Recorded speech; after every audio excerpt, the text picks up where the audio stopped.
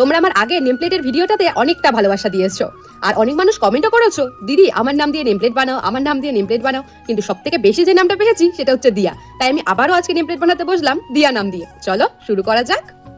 প্রথমেই মাটিটা একটু বেলে নেব, তারপর একটা বাটি বসিয়ে একটু মাপ করে কেটে নেব। তারপর একটা সুতির কাপড় নিয়ে একটু মাটিটাকে চেপে চেপে সমান করে নাও।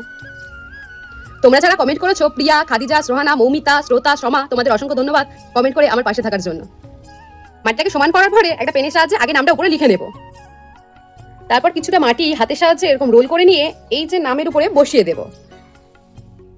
কমপ্লিট। চলো এটাকে একটু শুকিয়ে আনা যাক। শুকিয়ে গেছে, রং করা যাক। রং করাটা না বেশ সময় সাপেক্ষের ব্যাপার, মোটামুটি ভাবে তৈরি। চলো ফাইনাল লুক দেখা যাক।